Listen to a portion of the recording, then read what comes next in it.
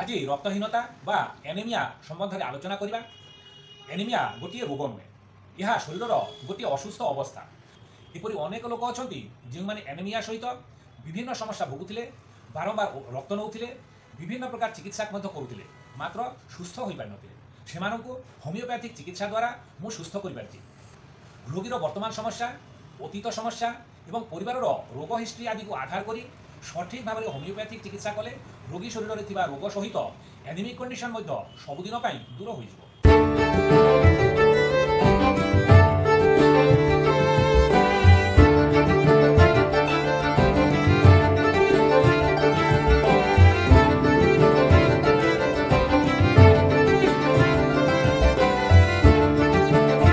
प्रिय दर्शक नमस्कार, मु डॉक्टर भवतोष मंडल आज रक्तहीनता बा एनीमिया संबंध में आलोचना करिबा।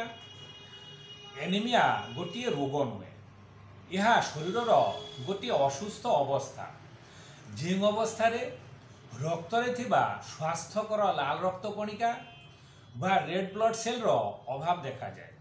यही रेड ब्लड सेल लंग्स रु ऑक्सीजन संग्रह करी शरीर सबु अंग को पहुँचाए। एनीमिया हेले रक्त रे रेड ब्लड सेल कम थिबारु शरीर रे ऑक्सीजन रो मात्रा कमी जाए। सेथिपाई एनीमिक रोगी दुर्बल और क्लांति अनुभव करे। एनीमिया विभिन्न कारण हो पारे, जेपरी लौह बा आयरन अभाव जनित एनीमिया, विटामिन अभाव जनित एनीमिया, इन्फेक्शन बा किछि औषध बा ऑटोइम्यून डिसऑर्डर जनित एप्लास्टिक एनीमिया एवं sickle cell anaemia.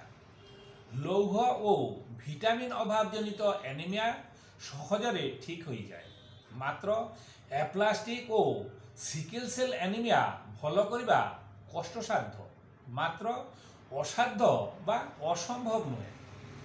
Aplastic anaemia infection जनित बा औषध जनित होइथिले ताहा होमिओपैथिक चिकित्सा द्वारा सहजरे भल हो पारुछि।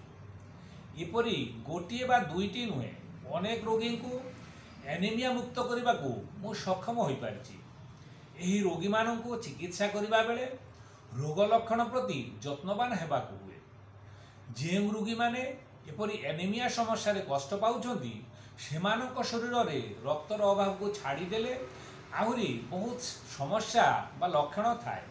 हुए तो सेही लक्षण गुड़िक भीषण न होई मृदु बा धीर हो पारे।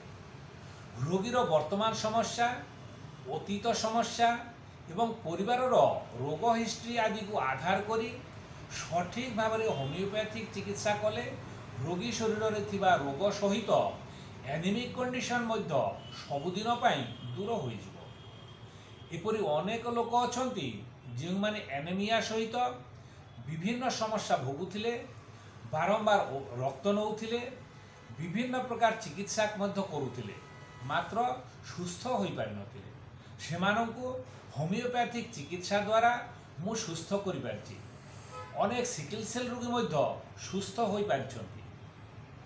प्रिय दर्शक, एनीमिया गोटे रोग नुहे, यह गोटे असुस्थ अवस्था जहाँकि विभिन्न रोगर कारण हेतु रेड बोन मैरो नूतन रेड ब्लड सेल सृष्टि करि पारे नाही, मात्र रोगी शरीर में देखा जाउथबा रोग बा लुचि रहिथबा रोग को भल करि पारिले बोन मैरो एवं शरीर समस्त ग्लैंड ठीक भाव में कार्य करिवे। फलरे शरीर में आउ रक्तर अभाव हेबो नाही, अर्थात एनीमिक कंडीशन आउ रहिबो नाही। तेणु आपण माने एप्लास्टिक एनीमिया शुणिबा मात्रे भयभीत बा आशा हराई बसंतु नाही। केवल रक्त नहीं चुपचाप बसिले समस्यार समाधान हो पारिबो नाही। एही रोग होमिओपैथिक चिकित्सा द्वारा भल हो पारुछि। एणु अभिज्ञ होमिओपैथिक चिकित्सक सहित संपर्क करंतु बा आमर व्हाट्सएप नंबर 8280093659 रे संपर्क करंतु। प्रिय दर्शक, यही समस्यार समाधान पाई कौनसी औषध एडवाइस करबी नाही, कारण यही समस्यार समाधान एते सहज नुहे। प्रिय दर्शक, जदि आमर ये वीडियो आपण मानकु भल लगी थाए तेबे ये वीडियोटी को ଲାଇକ୍ ଏବଂ ସେୟାର କରି ନିଜେ ସୁସ୍ଥ ହେବା ସହିତ ଅନ୍ୟ ରୋଗୀଙ୍କୁ ସୁସ୍ଥ ହେବାକୁ ସହଯୋଗ କରନ୍ତୁ। ଆଉ ଆପଣ ଆମ ଚ୍ୟାନେଲର ନୂତନ ଦର୍ଶକ ହୋଇଥିଲେ ପରବର୍ତ୍ତୀ ଭିଡ଼ିଓ ଗୁଡ଼ିକୁ ପାଇବା ପାଇଁ ଏହି ଚ୍ୟାନେଲଟିକୁ ସବସ୍କ୍ରାଇବ୍ ମଧ୍ୟ କରନ୍ତୁ। ଧନ୍ୟବାଦ।